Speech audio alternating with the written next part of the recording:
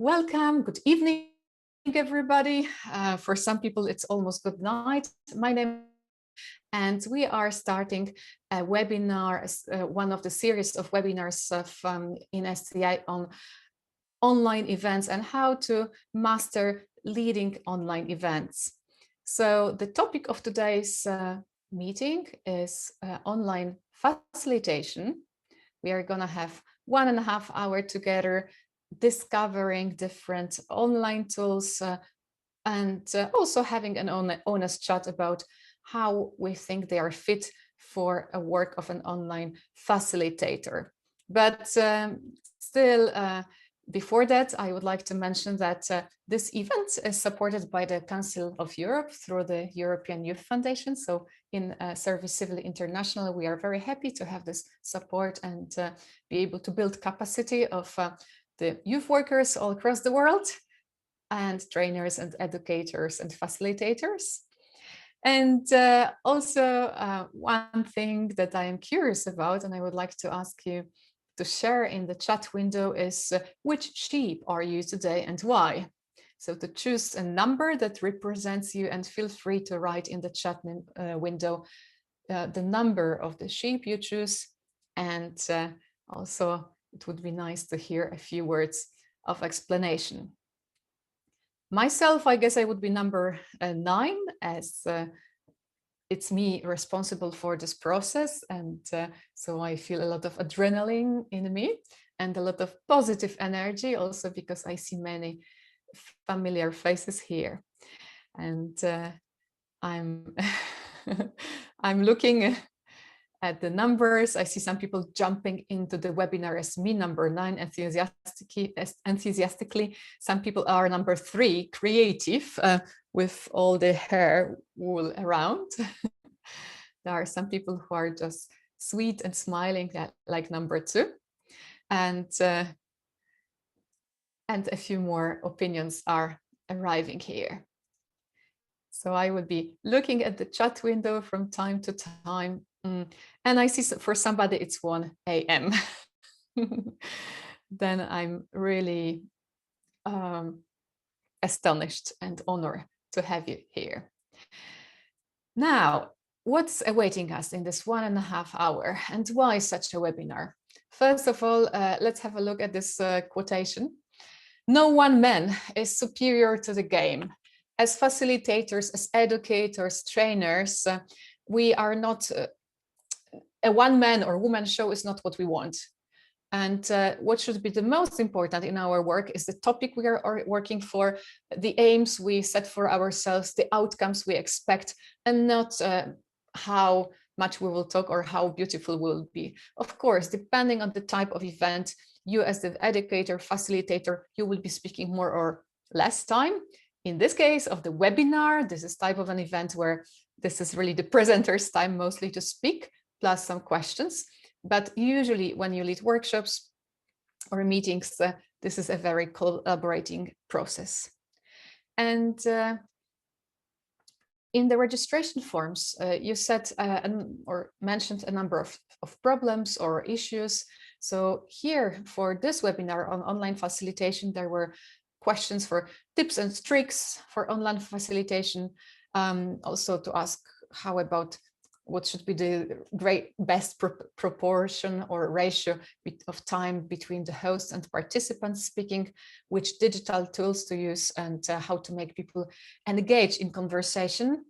And the last question is kind of mission impossible, maybe, how to make people enthusiastic, or at least, if not impossible, then ambitious, especially if the people listening to you already should be in bed, like 1 a.m. that we have just mentioned. So this is our plan for today, to have a look into the different also tools. And I will be speaking as a person who has spent over 20 years in the training rooms.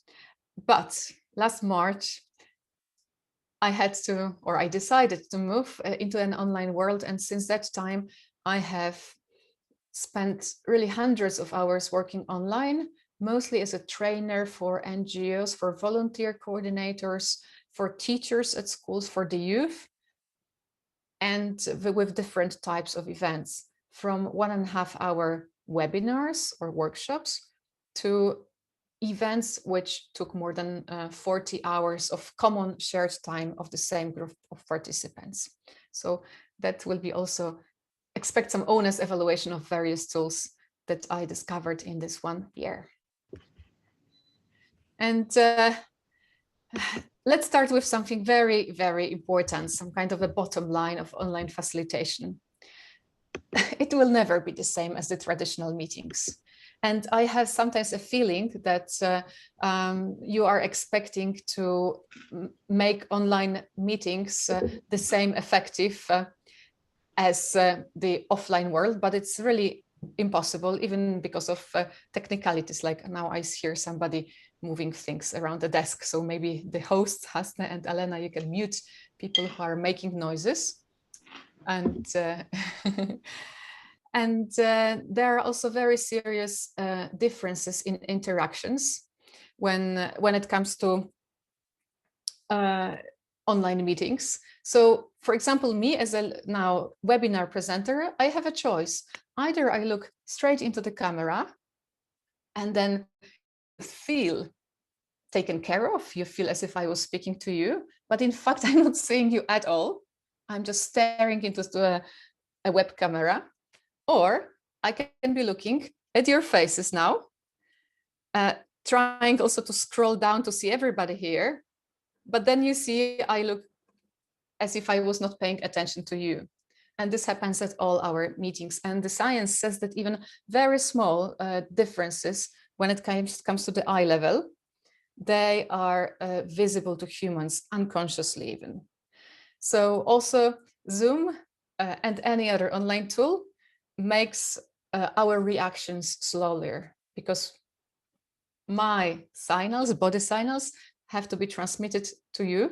And even if it's half a second until my joke arrives at your side, still your reactions will be much later than in the real world. So all your participants of online events will also have a lower level of reactions, of enthusiasm. You will not hear them laughing because they are all muted. So also the question would be, maybe we should lower our expectations when it comes to online facilitation. Maybe we should not expect the same outcomes, or maybe not. I just prepared, I made a kind of a nostalgic trip for us to have a look at what we were doing 1 year ago, or until 1 year ago, having offline events where there were some posters, markers, and other things which are now in our cupboards, not really useful. Having energizers, still, you remember those crazy games? Now in the online world, we use them much less, or they are not that fun anymore. And all these colors and post-its, that was also the thing of the past. Now, in fact, what I am doing, I'm sitting in my bedroom, squeezed in between a sofa and kind of a chest drawer. I have 2 IKEA tables on the top of each other, so that I can speak to you at the proper height. I don't have any professional workstation. My husband will soon come back from work, and there will be some noises in the corridor. And still, I am here trying to survive in this online world, and well, doing fine, but just think also about yourself. How is it for you as leaders of workshops or meetings? Is it really that you have a perfect space, perfect silence, or there are all these distractions and there's a pile of dirty clothes maybe somewhere in the corner? Or maybe you have, as a participant, a place that is not perfect, with some people walking around, washing the dishes, with internet breaking down. So the question I would also have to you is, should we lower expectations when it comes to online meetings, dynamic and outcomes? Maybe I would like to hear your comments about it before we go to different online tools. If any of you would like to take floor and express your opinion, how do you think? I warmly invite.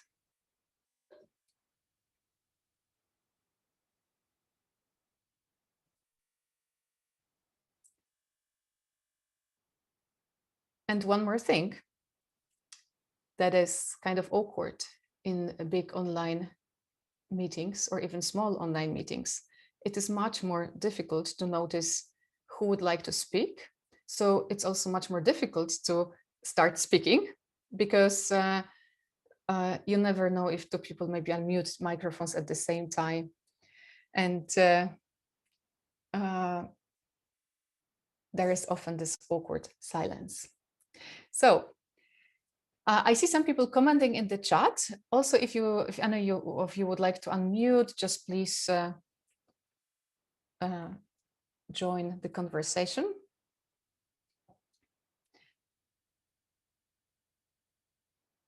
And I see two contradicting thoughts at this moment. Mara writes that we shouldn't expect too much and we shouldn't be too optimistic. On the other hand, Anya says that we shouldn't lower our expectations. And there is Vima from GB who would like to share her thoughts. Oh, hi there. Hello. Yeah, I think it's not so much a case of lowering expectations. It's a whole different world now. And so it's a different set of expectations. Yeah, so those who've done facilitating before, it's, yeah, you do have like this sort of particular level that you expect. So yeah, so it's all about change and it's about different expectations and it's about trying to find out what is the normal or the norm for your sessions online as opposed to offline. Mm-hmm.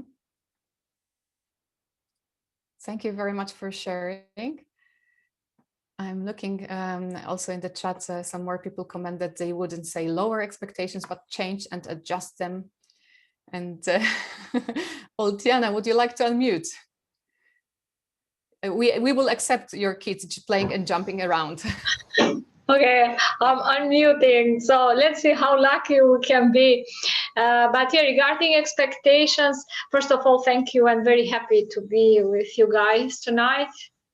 I'd say we have different expectations and we are, at least me, I'm testing myself, how we can work with all or everything you mentioned, having mess around, having kids, internet breaking and so on. And you facilitate a need really to be focused on the group and to see all the details. So it's completely a different thing that we need to change expectation from our side as facilitators and sometimes as participants.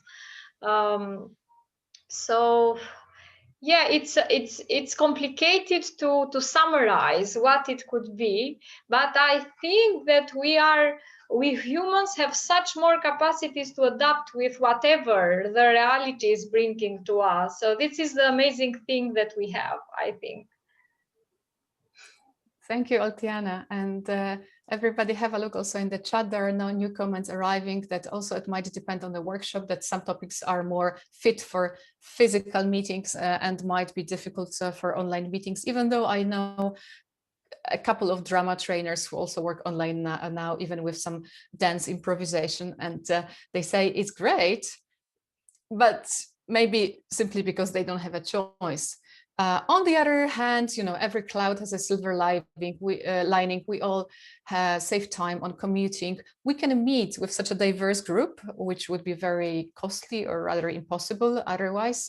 And therefore, we have a bigger diversity. And yes, you can prepare some tea in the meantime when the speaker is speaking about something and you have this urge to have a drink. You don't need to ask for permission. You can just go with your headset and do things or comfort your crying child. So there are pros and cons, of course. Still, when we think of facilitating online events, now there is a lot of anxiety, a lot of worries from the side of educators, facilitators, when it comes to online tools and how to involve the audience. And one of the common mistakes I noticed, even in experienced trainers, is that they fully focused on the tools themselves. Like, should I use this site or that site?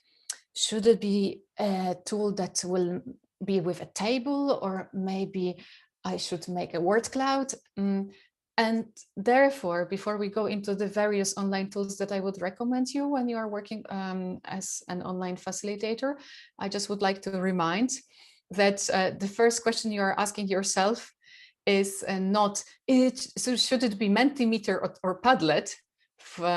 So two various methods, but still let's think first about a number of other topics, about the theme and aim of the meeting, expected outcomes. Here the theme is online facilitation, but also the aim is more to share my experience than to discuss the common experience of the group, or we are also not producing any outcome. So therefore the webinar setting is fine.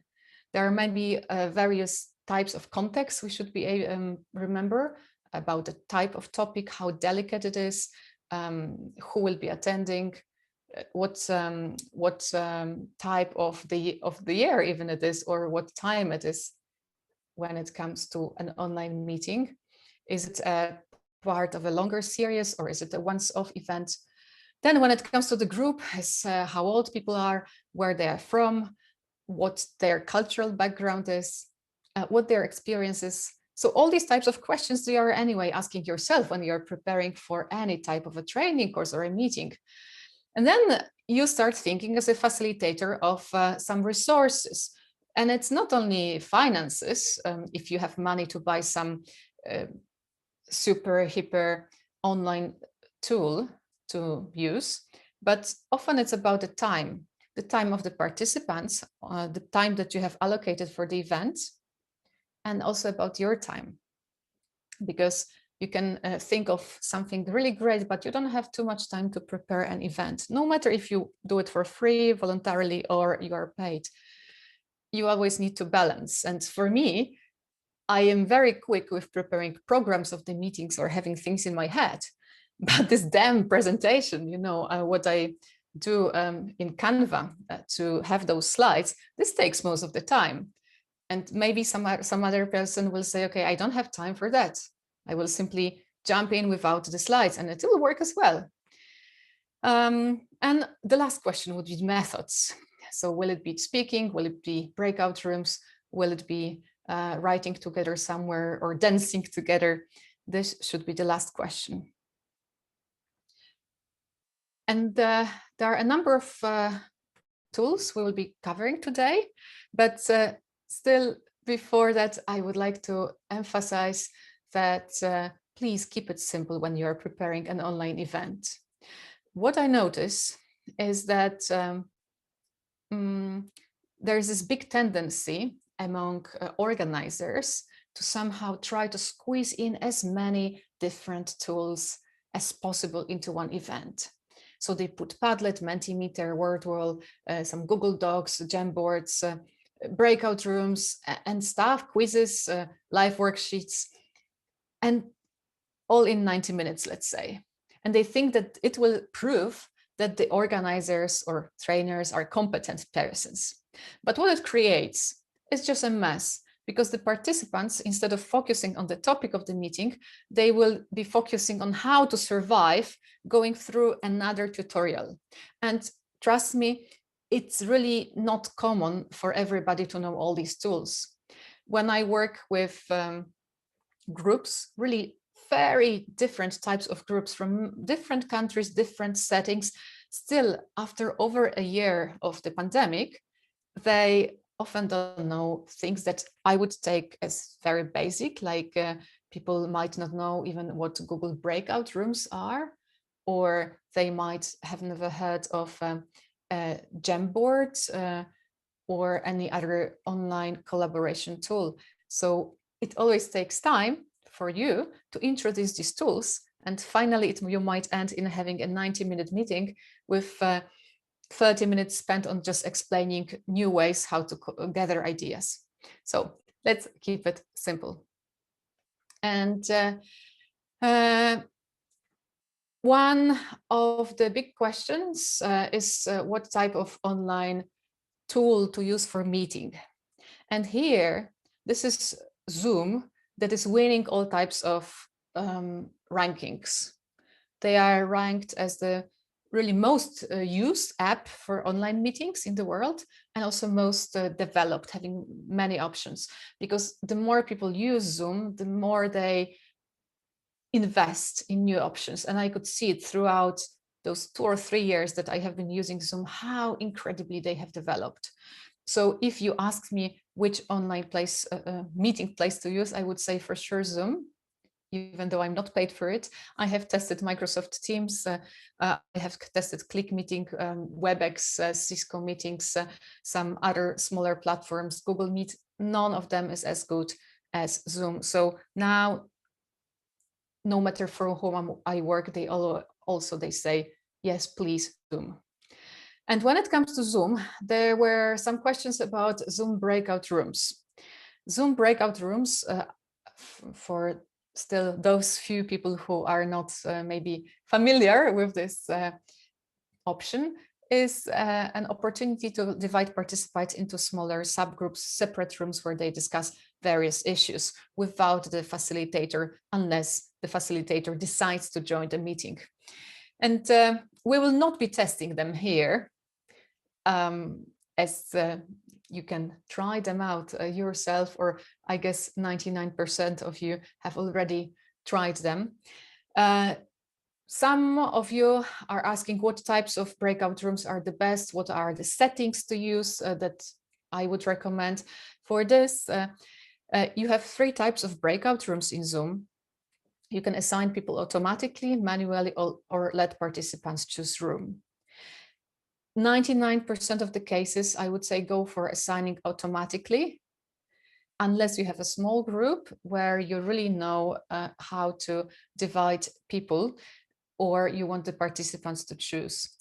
Like in most of the cases, it is a lot of time and frustration to assign people manually or ask people to choose the room, especially that when it comes to participants choosing room, there are still big discrepancies, technical problems simply on the side of the participants. Many participants still don't see the option of choosing the room. So let's say you have an online event, you're saying, we have 4 rooms prepared for you. Room number 1 will be speaking about how to be the best trainer in the world. Room number 2, how to be the best volunteer, etc., etc. Now choose. And the participants are there. And after a few seconds of awkward silence, somebody says, nothing is happening on my screen. How do I enter the rooms? Zoom in the last month has been increasing improving this functionality, but still people with not updated browsers might experience some issues. Maybe in 1 month, this comment will be not applicable because Zoom will be so advanced that it will be possible for people to join choosing rooms themselves. But now, if I choose this option, always around half or more than half of the participants have an issue. They don't see the opportunity, the possibility to enter a room themselves. And what then I sometimes do when I really need it and I don't want to spend too much time in the plenary assigning participants while they are waiting and counting, I don't know, flies on the ceiling. I often use Google Docs. So here you have an example of a networking meeting we had last week, and there were 7 topics. You see 5 of them here on the screen. In a Google Doc shared publicly, people were simply writing their names next to the topic they were interested in. Still, even though, well, they did it before the break, then in the break they were having tea, and me, the facilitator, I was manually putting people in the right group. And still it was very difficult for me because some people write just a name, some people write with the surname, they don't use commas. So just look at the crowd in number 5. It's really difficult. And then what happens after the break, we meet and some people are like, I changed my mind. I actually want to go to another room. So this is quite time taking. So maybe assigning automatically will make it work perfectly in most of the cases. When it comes to options that you choose for breakout rooms, I would first of all recommend to have this option clicked or marked, checked, that participants can return to the main session at any time. Why? Because sometimes it can happen that, let's say there should be 3 people in a breakout room, but the 2 others disappeared, or they have some audio problems, or they just went to the toilet and left Zoom running. So if you don't allow the person to return to the main session, this one participant who would like to share and speak is sitting with 2 ghosts and is just getting frustrated. So if you check this option in the option menu of breakout rooms, then you make participants' life easier. Then also I recommend that you automatically move all assigned participants into breakout rooms. Why? Because if they have to confirm, so if this is unchecked, then there will be always some people who don't see the button or they don't notice it, and they are then asking, I'm not into the breakout room. What happened? What happens? What can I do? So to move everybody automatically will be the easiest option. And I also set the time for the breakout rooms to close when I want it, but I also want Zoom to notify me when time is up, because sometimes I gave people 10 minutes, but I know that they need more time. So this is a very important option for me. And Charlotte is also saying in the chat that it's very easy to rename the names of the renamed participants themselves after the name of the group they want to be in. This is a very good tip, which of course needs another skill to how to rename yourself, but this can be somehow explained to most of the people and they will understand. And yeah, I have the countdown always set up, and these are the options I feel most comfortable with. So if you have any other tips for breakout rooms, feel free to write in the chat, or you can also take some time to speak, or you can write in the chat that I want to speak. Charlotte, you're writing that 95% of the people know how to rename. No, maybe you live in a place where really then it's more when it's more common to know how to rename yourself. Mara writes she doesn't know. And this is something that I have to explain every time. So if you don't, also if you are quite new to Zoom and then you are screen sharing and you are a bit uneasy with whether you are sharing your screen or maybe your shopping list, or maybe the participants are seeing not what you want to have, then one more tip is like for the first, I think maybe even 2 months of the pandemic, I was connecting to the meeting also with my phone. And so I was kind of like a participant, a tech person, having my phone just lying next to me, also next to my computer. And then I, as a participant here, I could see what the participants are seeing. So that was really comforting for me. I don't do it anymore. But the first moment, it was really super important for me to know what the participants are seeing. So to connect from another device with maybe mobile internet, not to use your bandwidth. This is also a tip.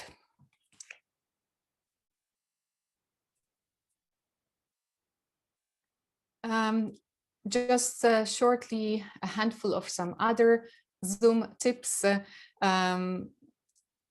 If you are dividing people into the breakout rooms, then please explain to them what they are supposed to do. Even if you think that your task is very easy, so you want people to say hello and what type of the weather it is, and that's it. I'm sure some people will just forget, or maybe they were busy with something else, or there was a car behind the door or the window, so they couldn't hear what you were saying. So in the end, people will end up in a breakout group and they will be like, what to do? And one option is, of course, to prepare a slide with some instructions. But when people go into the breakout room, they will not see the slide. So what I usually do is I have a text prepared in a Word document with instructions. I also paste it into the chat before people go into the breakout groups. Because if you do it after, they will not see it anymore. You have to do it before they go into the breakout rooms. In this way, they will have some tips, some instructions to follow. It's important for them to know how much time they have, what their expected outcome is, if they need to take notes or not. And there is also one more thing that helps me to run breakout rooms. If people don't know each other, you know, it's usually very awkward, no matter if it's 3 or 4 or 5 people that meet in a breakout group to start a discussion, especially on some serious topics, like what do you think about the level of what? Maybe I will not touch some political issues because that was my first instinct, but if you want people to discuss serious issues, it might be difficult for them to start from this thing. So I usually ask people to start with, like, their first task is to just say their name and where they are from, or from which university, or to tell what they see outside the window, something very easy, like that doesn't require any energy from their side. So they can have the first round, okay, they spoke to each other, and then they can discuss more tips. And there's a question about a countdown timer. So there's a question. I have been in a session where when the breakout room had a countdown timer from the start to help keep the participants on track. How do you set that? So you can set it if you have this time. Breakout rooms close automatically after 10 minutes. If you check this option, the participants will see the 10 minutes getting smaller, 9, 8, etc. There are also some timers like Google add-ons that you can install on your browser, and then it's shown on the screen, but it works only if we are in the plenary. You can also Google that. Any other tips about breakout groups that you would like to maybe share with the others before we go further to some online tools?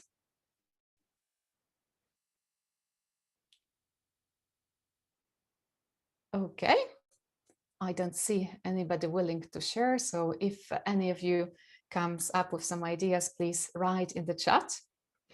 So let's now have a look at some basic tools and most common tools that I use while working online.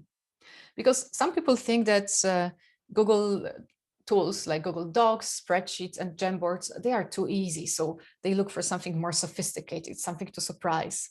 But again, think of the balance between the content and the methods. It doesn't need to be too flashy. You just want people to work together, to collaborate together, to maybe jot down thoughts together so that they are able to see what the others wrote. So my substitute for online flip charts are Google Docs. And I'm going to show you examples of how I use those flip charts when I'm in webinars. This is going to be in Polish, but at least this is something taken from the real life. So in a moment, or already now, you should be able to see a Google Doc where I wanted the participants, around 30 persons, to answer some questions. And they were asked about a number of issues. So I prepared an empty flip chart with instructions on the very top. And then I was asking people, around 30 people, to write their answers. But please notice that I already pre-prepared bullet points, and I told people not to start from the very top. So to choose some bullet points where there is a smaller risk of people just jumping into each other, because if you have 30 people writing in the same place, of course, it will be one big mess. And frustration. We want to minimize frustration. We have already enough in our lives. So this document, this is how the flip chart is prepared. It's also very important to remember to set the sharing settings. I noticed it a few times when some facilitators were sharing a document and then people were like, aha, access denied. Thanks. So that's the empty document.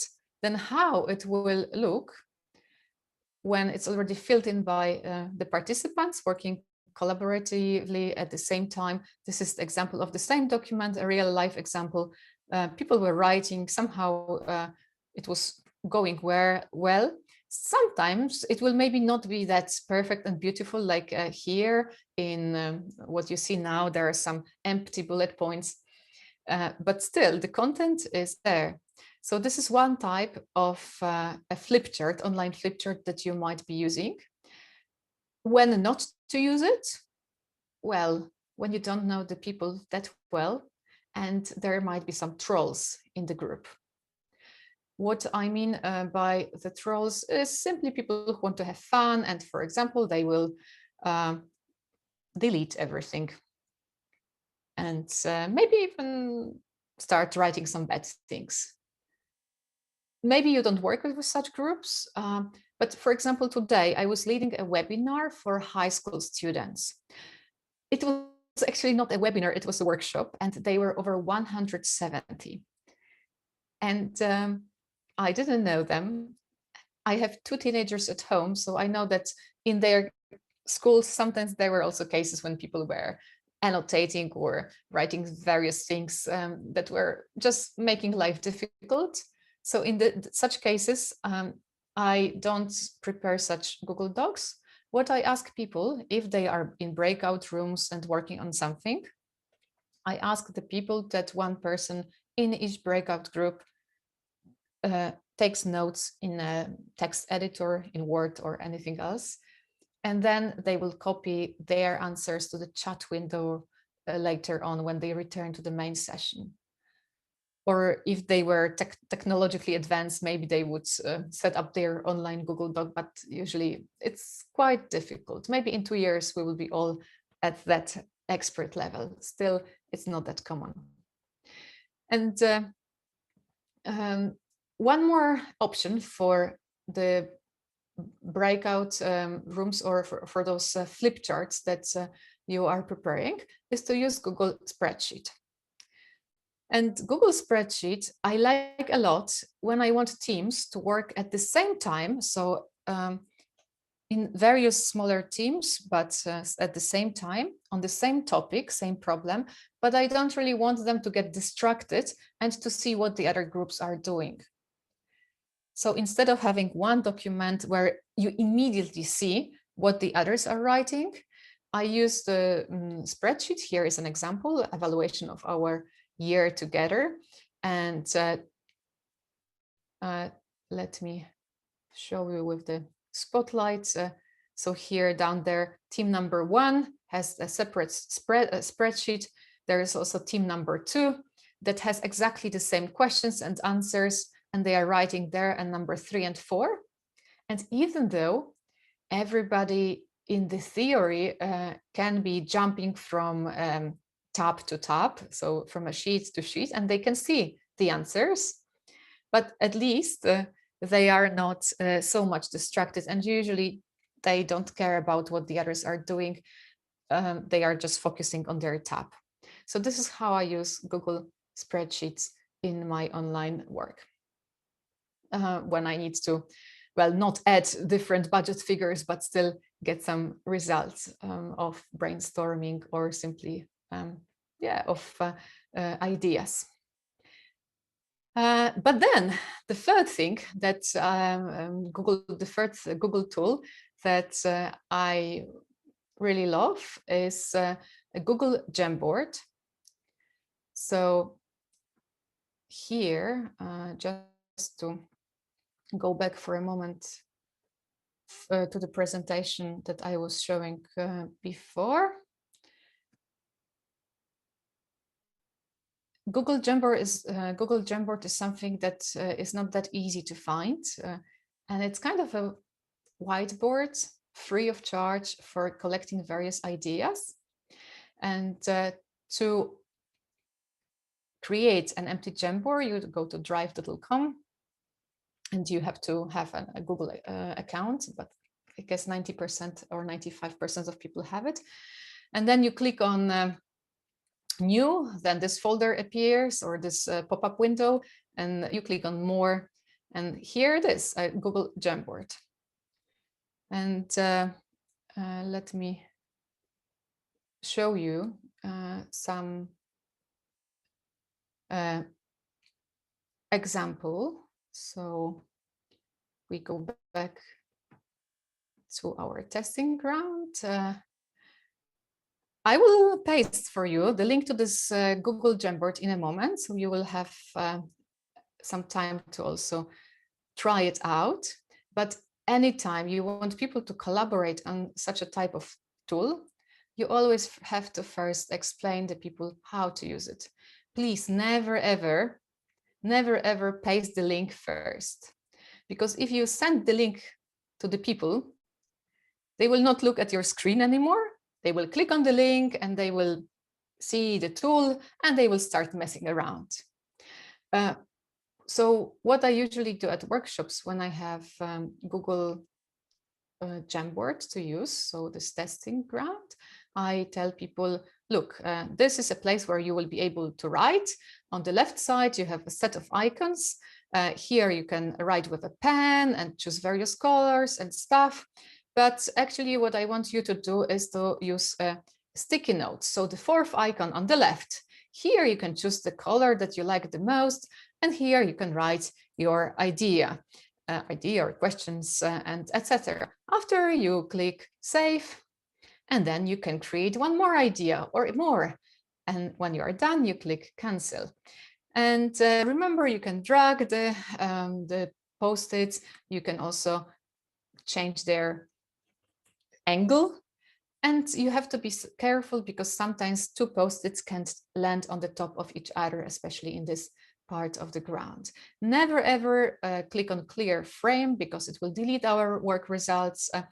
And also here at the upper part of our Google Jamboard, there is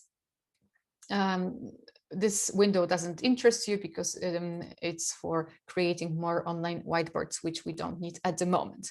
So let's say that that would be my speech before, and then I click I copy the link. So I would do something like this. Now in the chat window, you found the link to the Jamboard, and I would like you to join the Jamboard and play a bit yourself, maybe to write something on a post-it, maybe draw something with the pen. As you can see here, everybody's anonymous. This is also very important for participants. Here, I sometimes use such Jamboards for collecting questions which people might be a bit scared to ask when their names are visible. For example, when I work with school teachers, they are a group of 30 teachers from the same school, and they might have some questions, but often they are afraid to ask the question because they think, oh, if I ask it, I might look ignorant towards the director, the school principal, or maybe towards other teachers. So when I set up this Jamboard, they will be happy because they can put their names, sorry, the questions themselves without the names visible. So as you can see, things are happening here. If now you would like to play on the top bar, you can expand the frame bar, and if you want, you can add more of such whiteboards, of such frames. So like it will be like a few pages of this white canvas. There it's possibility to change the background, and there's also possibility to insert some photos and stuff. So this is also a great tool for brainstorming that in case you haven't used before, I really would recommend. Just remember that, again, it is possible, and it might happen that people click on the clear frame, which basically deletes all the work. I have had only one such case because I was not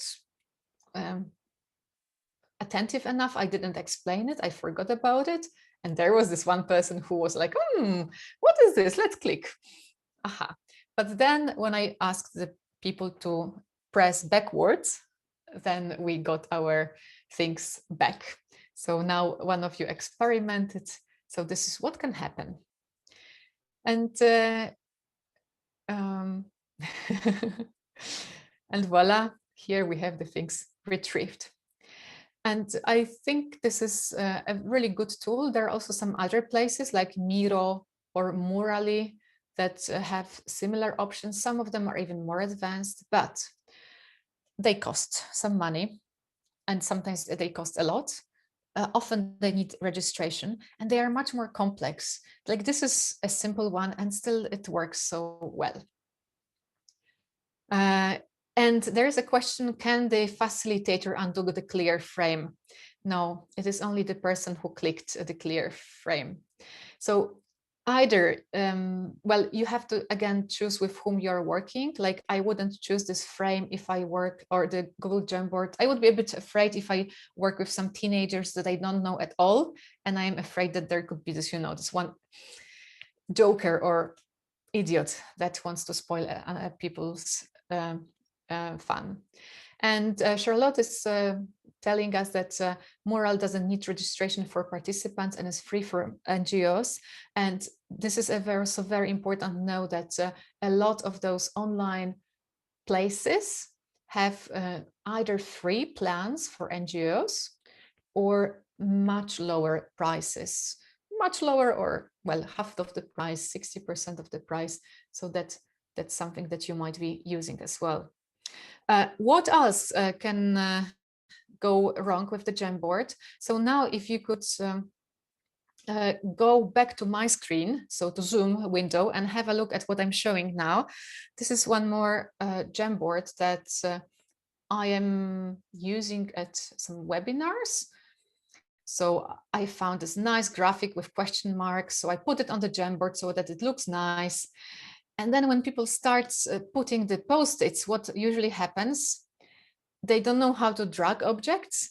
So they start dragging my picture, my beautiful picture, instead of their post-its. And there am I fighting with my mouse browser to put it back. And I love this background so much that I will be using it again. And again, it might happen that somebody will start dragging the photo. And if these are just question marks, it's not that bad, but there can be some important graphic for you, and then it can disappear. And also here, one example of a situation when I created just one frame. So framed is like a wall, but some participants didn't listen carefully enough, and then was clicking and producing more and more and more frames and more frames, and still was like, what's happening? At one meeting, I think I had 20 frames of this type. And so somebody didn't know where to click. Again, people are more distracted in the online world. So I would like to go to the next type or set of online tools. But again, if you have some tips about Google tools, let us know in the chat window. And if not, then let's try one more tool that I think many of us love, and which is Mentimeter. Mentimeter, a place to for online collaboration. And you may be trying to go to menti.com and then insert the code that is visible on the slide. I will also paste it in the chat window. In the meantime, reacting to your comment about the post-its, that they start in the same place in Jamboard. Sometimes yes, sometimes not. So it also depends. If you are one person adding many post-its, they will not line up nicely close next to each other. But with many people, often like the first one will always be in the same spot. So you need to make people aware that they need to drag it to some other place. But usually it works really great, and you can also drag yourself and have some fun. I want you to try out Mentimeter, and I will make a screen sharing to show you what we are trying to do. Mentimeter is a tool for collecting answers, usually anonymous answers. And here I asked you a question: which online collaboration tool, method, or app would you really recommend to a friend? And I gave you, the participants, an option to add 3 apps or methods per person. And as the answers are submitted, we can see a word cloud being prepared with the most common answers being in bolder font, bigger font. You also see in the corner of my Zoom screen how many people have added their answers so far. And you can also choose among all the Mentimeter options which how many answers people can submit, or if they can submit many times. Here, the pros, it's a very nice visual tool. It's possible for both the host and the participants to download the results. So it can be downloaded as a PDF if it's a free version, or as a spreadsheet if you have a paid version. The paid version of Mentimeter is not that cheap. The basic plan is $150 per year, around 150, like 180 something. The NGOs can ask for, or students or teachers can ask for discount, and then you pay around 100, unless you really have some special deal with Mentimeter. So here we have some collaboration happening. So this tool you would probably use most often for just having a look or collecting answers. The downside of this word cloud is that if you make a typo, then of course the computer will not recognize it. So we have Padlet, or Padlet with double D. Then these are 2 different answers. So you can't really compare easily how many times somebody answered this in the same way, because somebody put Jamboard, another person Jamboard. So these are 2 answers already. And still some more are coming. So take a print screen of, or screenshot of the tools that have arrived so far on our Menti. And also when you go out of, when you submit your answers, you can give or submit your email, and then the answers will come to you, the Mentimeter answers.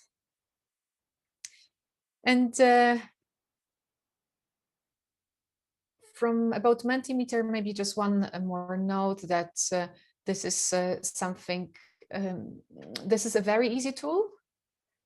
In the free option, in the free version, you can only create 2 questions per Menti, like per presentation. So I would not be able to ask you 5 questions in a row. It's only possible with maximum 2 questions. Now, this one is number 1. I couldn't then say number 2. But there is unlimited number of people who provide their answers. So today with my over 170 students, I was using Mentimeter, and they not only have word clouds, but they also have sliders or like some kind of puzzles, various charts, various types of answers, and it's very easy to set it up. So this Mentimeter, it took me 2 minutes to prepare it. And I guess this is the amount of answers we have gotten so far in Mentimeter. So let's go to the next tool.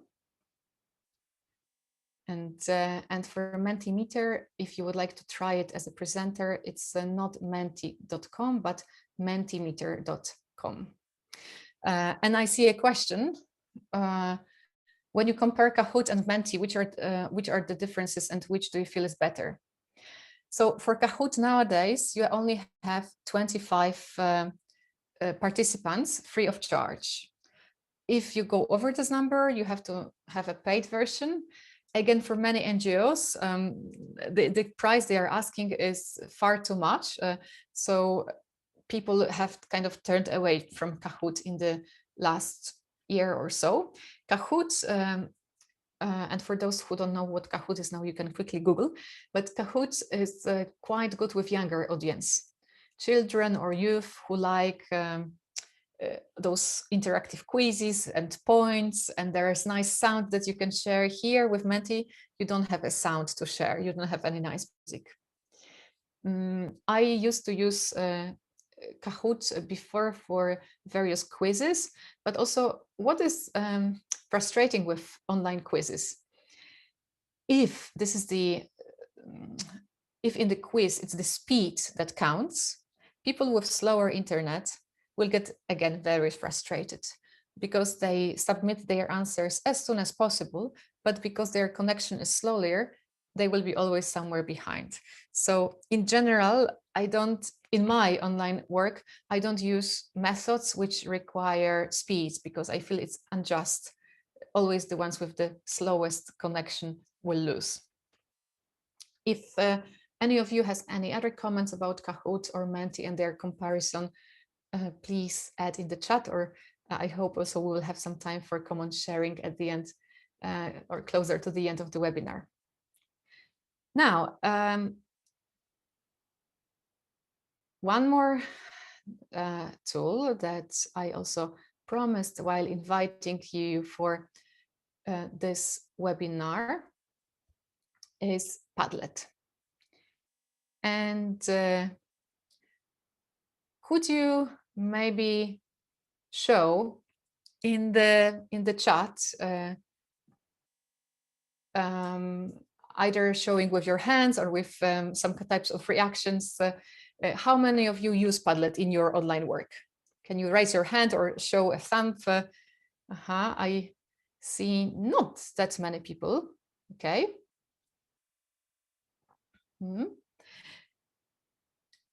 And still, I think Padlet is really good for collecting ideas and visit cards. Before we go to Padlet, I saw that Dora had a question, so just yeah, maybe you can unmute. Sorry. Sorry. I put slide hat or something like that in the tag. I mean, for the tools, but actually it's AHA slides because I didn't remember the name. And actually, it's very similar to Menti, but it offers also the option like to put different kinds of questions, so they can evaluate the event or just answering questions to participate. It's very nice, but I'm not sure if it's free, or because I was participant in this one, I wasn't facilitating, but it was very nice. Just that. Thanks, Dora. I don't know this tool, so if you could put in the chat maybe the name so that everybody can Google the tool, then it will be super useful for AHA slides. And when it comes to Padlet, sometimes, you know, there are these events where you would like to collect various inputs in a nice visual way, or maybe you want to have some type of a space on internet where people can add ideas throughout the training course. So not during one session, but let's say there's a training course and maybe some new entries might be appearing. So I like to use Padlet because of many various options. You can go to padlet.com if you want, but I also want to show you 2 slides. What can happen when you ask people to register to add their name on Padlet. Here I tried to make it as anonymous as possible with small, very small fonts. Normally it looks nicer. I mean, more readable. And here we had a training course where we wanted the participants to introduce themselves and also put a photograph so that we can be more human, and we can also comment on their entries, and we can put hearts there, react. So that was, this is part of a big wall, big online wall that we created, like a gallery of participants. But also Padlet can be used without big preparation and searching for photos. It can be also a place, like you see on the slide now, when in 5 or maximum 7 minutes time, we created online visit cards during a networking meeting where people could simply add their entries and write, "Hello, I am from this institution, contact me here and there." And I want you to try out Padlet yourself. So we will soon use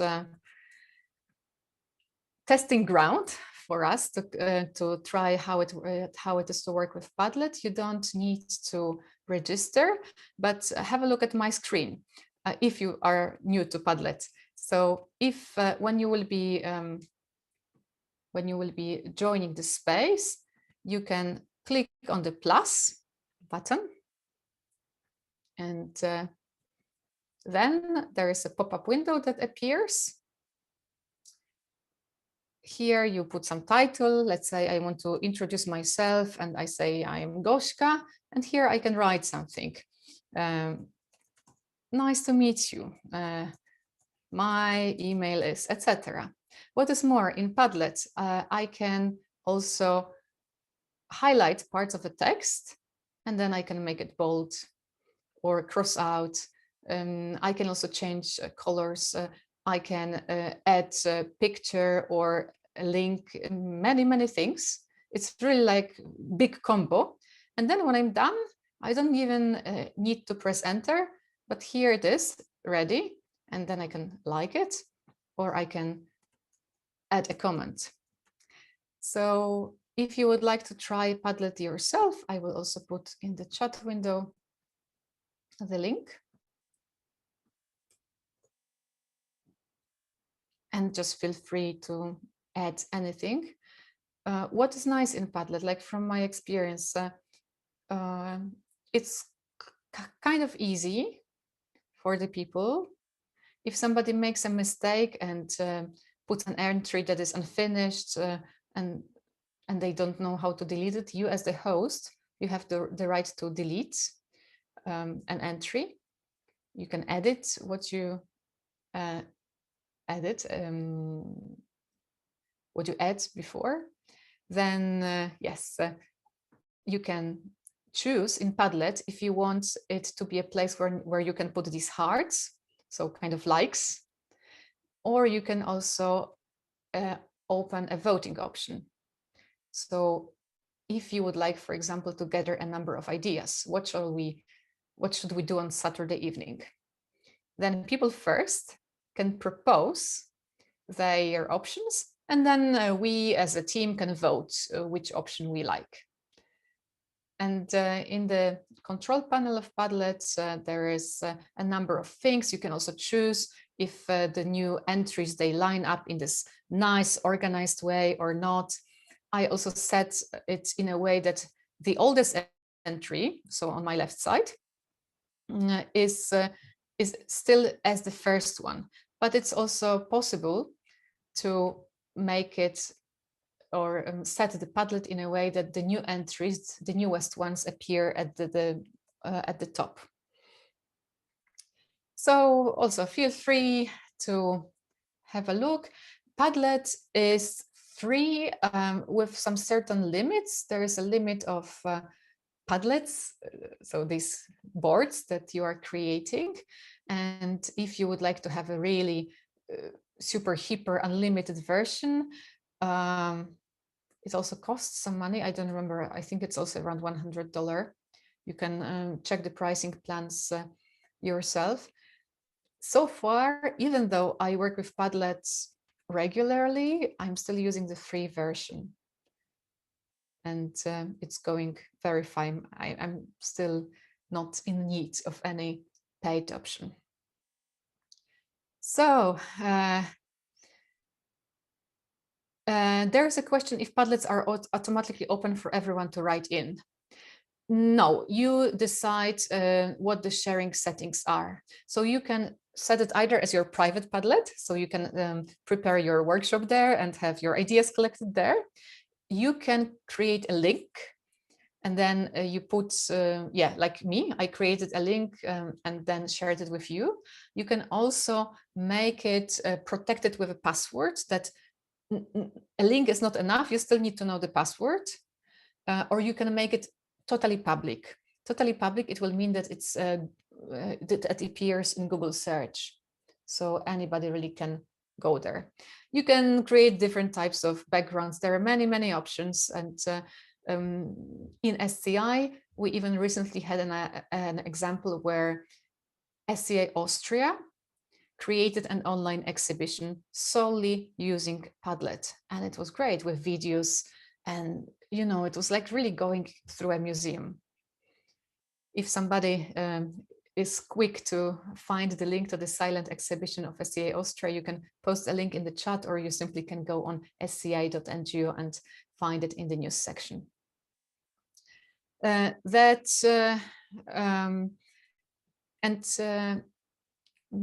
think we will go away from Padlet for a while, because there is just one last tool I want to show you before we also open the floor for more discussions and questions. So one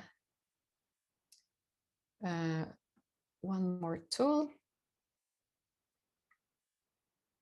I will show you is word wall. And I see there's also one question in the chat about 55 group with low digital competencies. Let's keep this question for in a moment, in a while, so that maybe we can think about it together. So at WordWall.net, you can find plenty of ready-to-use resources, which you can just copy a link and then you can use it in your work. One resource that I want to show you, which is something different, something more fun, something like as a game, is this spin wheel. So if we go again to our other screen,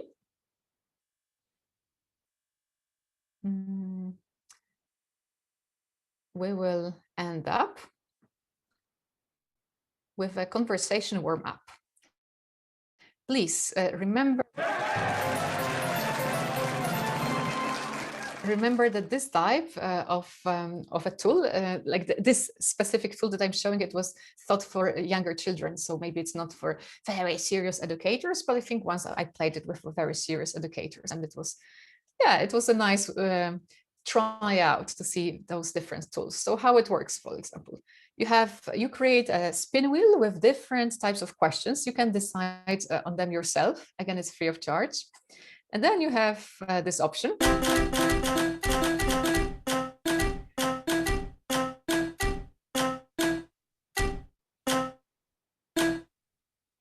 And then there is the question, what's your favorite color?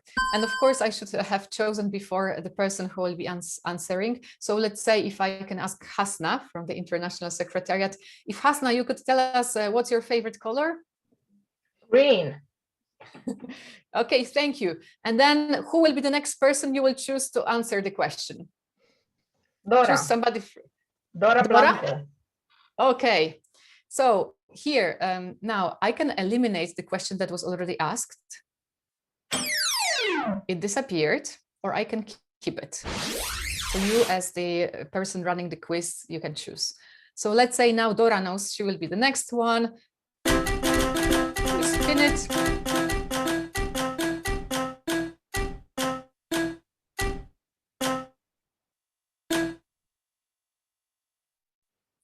And Dora, if it's not something that is very, very secret, could you tell us what sports do you like? Okay, I used to practice fencing, but yeah, I would say this one. Thanks a lot.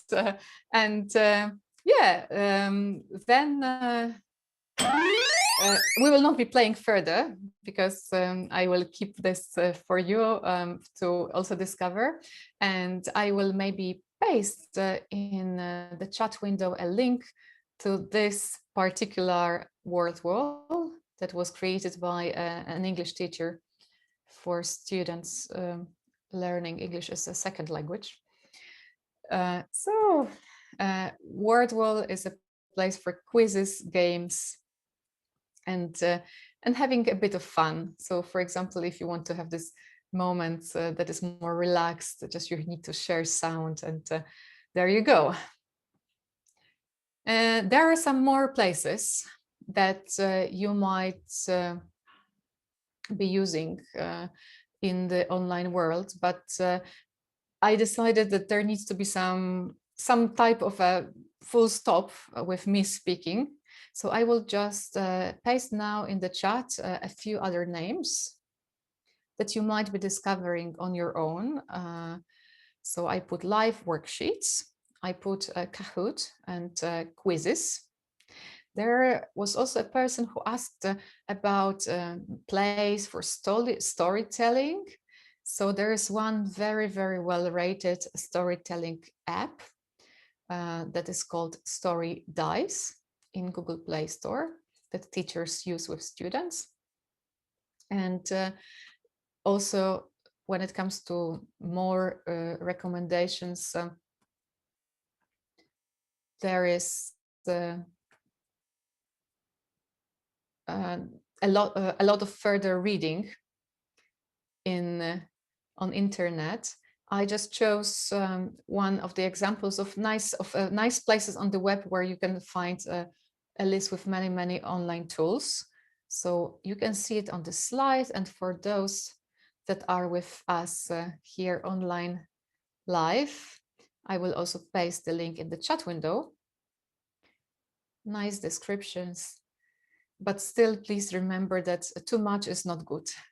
Sometimes it's good to just stick to 1, 2, 3 tools. And I think now it would be the time to also move to questions or discussions or comments. These are some tips or some places that I have been using in the last year, and I will continue using them for sure. So it's places that I like, that I tested, that are free of charge, except for Zoom, that I have the pro version because it allows for longer meetings, and it costs for entrepreneurs business around $120 or so per year. And if you're an NGO, you can ask for a free version, free account, or account with a big discount. The same for education. So I was looking at some questions And there is a question about working with kindergarten teachers, which in Bulgaria are target group 50+, and they are very scared with digital tools. Is there any tool you would particularly recommend for audience with low digital competence? And it is not the digital access, but rather the fear of online things. I think Bulgaria and Poland can be quite similar. And I work regularly with teachers running webinars for them. In those webinars, I try to minimize the number of online tools. And myself, I very often stick to the chat and then have 1, 2, or 3 maximum things that I would introduce to them.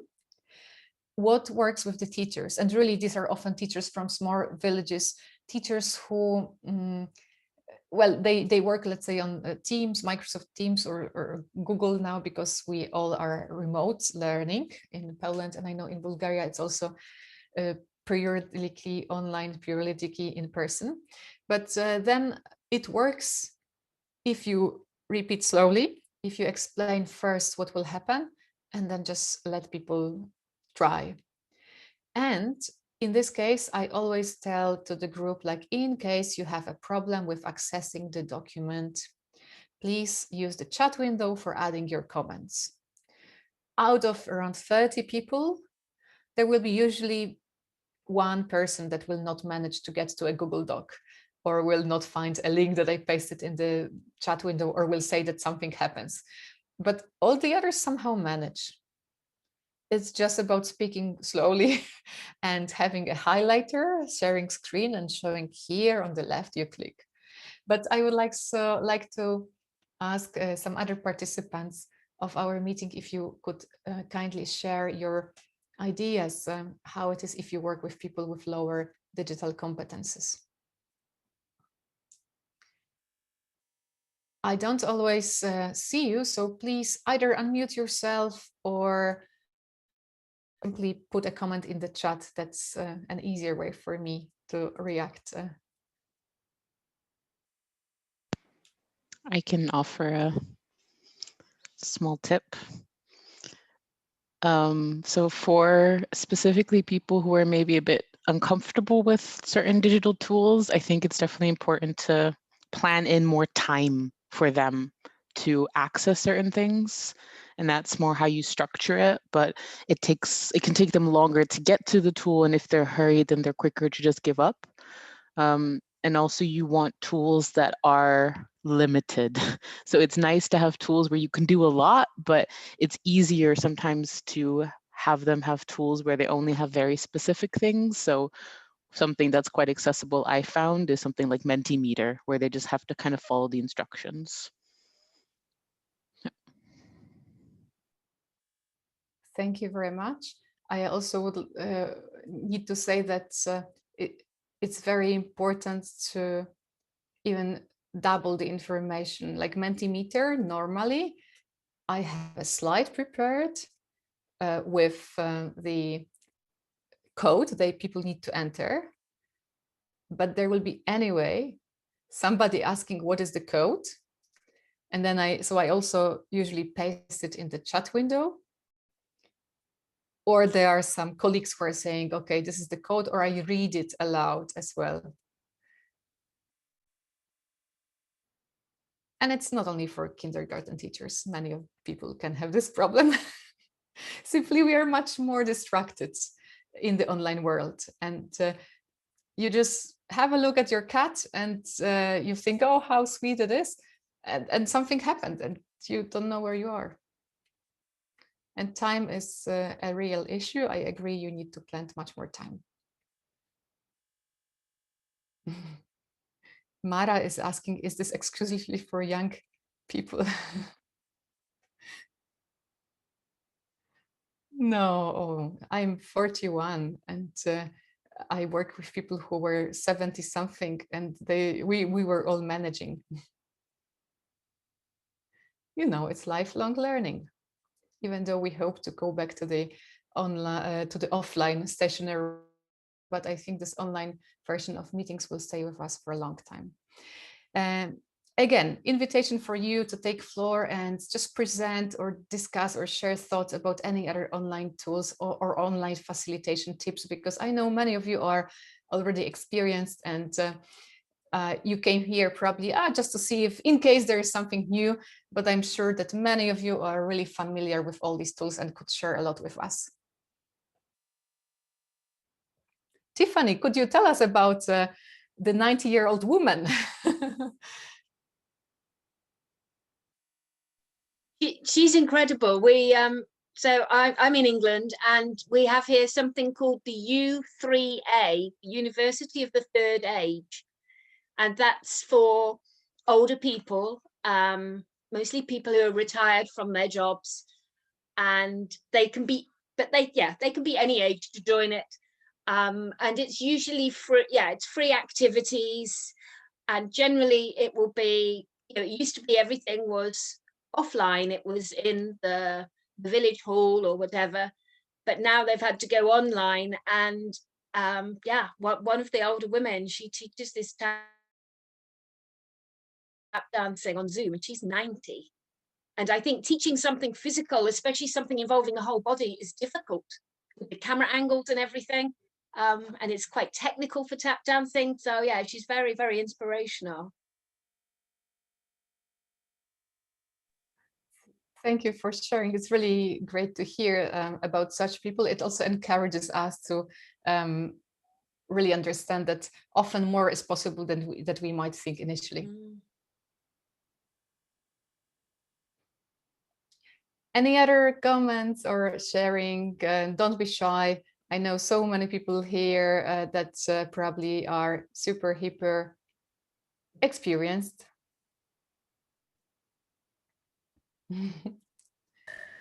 Maybe I can. Hi. I'm not sure if you hear me because my connection now is quite low. Okay, we great. hear you. Yeah. I can recommend the tool which is called Storyboard Dead. I started to use it with children, but also like older people like it, and it's free, and you can create your own comics there. So it's really nice, and people, even if they can't draw or something like that, they can create nice comics there. And you can choose the environment of your comics and people or animals and what they are saying. So yeah, I started to use it with children, but also now with the adults, and it's really nice. And yeah, it can really cheer up people, but usually it's really hard to stop them to with the creating of comics. But yeah, it's really good. Thank you, Jana. If you could write in the chat window the name of the tool, then it will be appreciated. And there is a question from Katerina. We set common points rules in offline trainings. Do you recommend have experience using it in longer online trainings? Oh yes, actually I use it even in most of the webinars.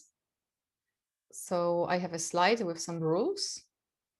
And the difference maybe with offline, online is that I usually set these rules myself, and then I ask people what else do they need to feel secure.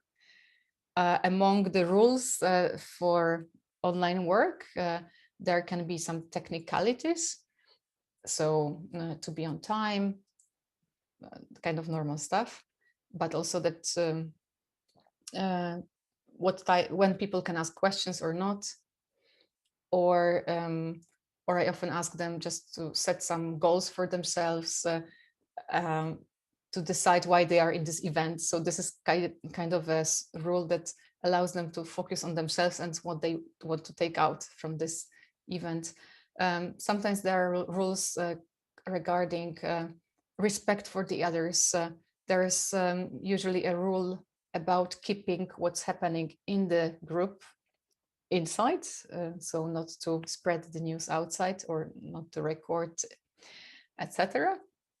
So kind of the basic stuff that we would also use in any other event.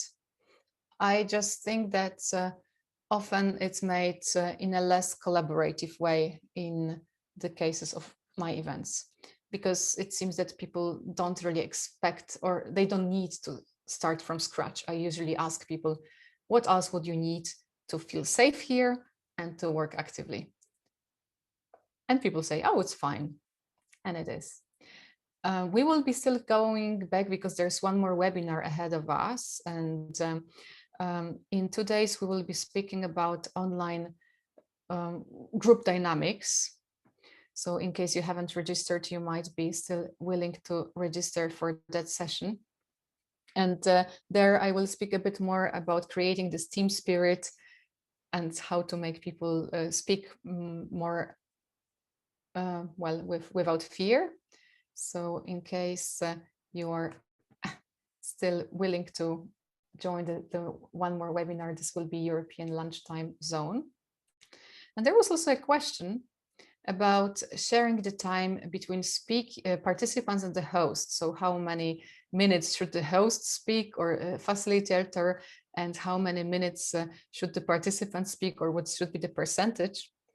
To me, it very much depends on the type of the event. Like here, in this type of setting, it was kind of natural from the beginning that in webinars, it's usually the presenter to speak, and participants often, they even cannot unmute, but they just ask questions in the chat window at the very end of the session. Then there might be meetings where you are just a facilitator helping the group to come up to results, and they will be discussing most of the time. So last week I was leading a networking event. I was just there to make some order, to set the breakout groups, but that was it. So it very much depends on me, on the type of the meeting.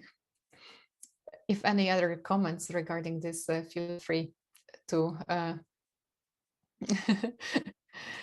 to comment. And I see a question from Matteo, how you allow space for chaos and randomness. I would create a separate session for chaos and randomness in groups that are happy to participate in this chaos and randomness. So usually when, what I notice, people are tired with Zoom. People are tired with online work. They don't want to spend too much in front of the screen. Even if you would like to invite them for an online beer, they will be more happy to drink a beer with their husband or wife than to participate in an online meeting.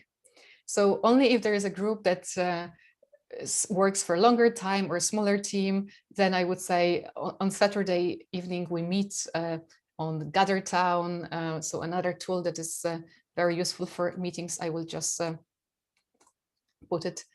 And yeah, and Matteo, you're saying that it's not really what the answer you were looking for. So maybe if you could explain. No.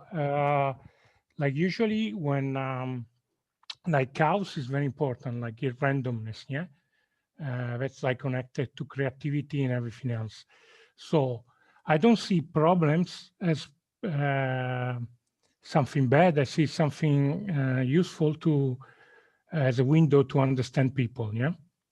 So chaos and randomness, for example, like expectation, I can view as a problem, or I can view as a window to understand the need of a participant.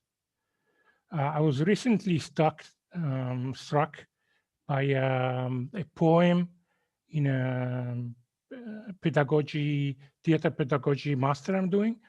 And the person was saying, and was an ex-patient of psychiatric ward, and he was saying that people were treating him like a problem to be handled.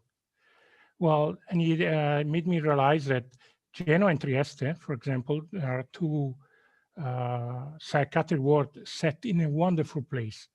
They're probably the best place in both cities. And the people who went to work there had good intentions. But if you look at people as problem to handle, that's the direction you go. Instead, like if you see problems as windows into their needs, that's how you see the wonderful into people. So the chaos is a necessity. And I'm not talking about like, yeah, you can have free space and stuff, but the chaos of the creativity. That's where a group needs, but also that's where the work comes from. So, and to give an example, I was afraid to, when I moved to, because I use a lot of the chaos online in presence, when I moved to online, I was afraid of doing this, yeah? By luck, in a north-south training, the connection was bad. I couldn't put the PowerPoint and everything.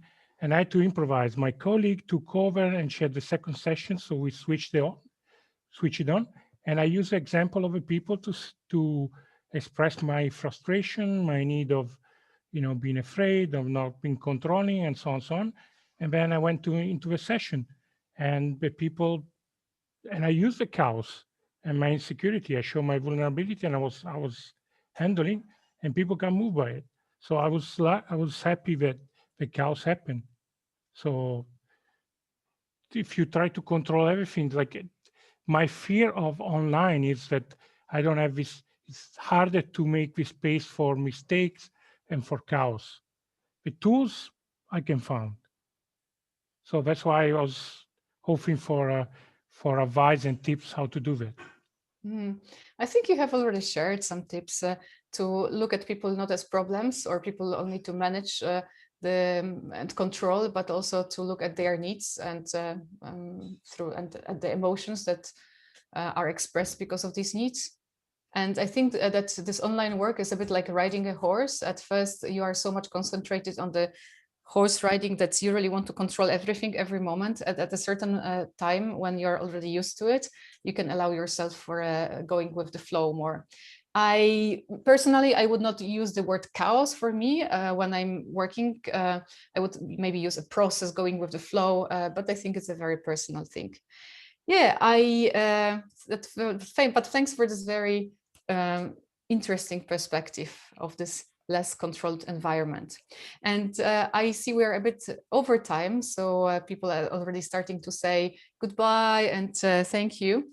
And maybe for those that have to go, yes, thank you so much for joining us. And let's continue our path of online learning. Let's enjoy our groups. Let's go with the flow. Let's remember that we are all humans and we can make mistakes. And it's okay to admit that also we make mistakes. Let's use our creativity when one thing doesn't work. Let's not panic. Let's not also blame ourselves. And then this journey, can really end up in a very, very nice thing. So virtual hugs to everybody. And thank you very much for joining this session.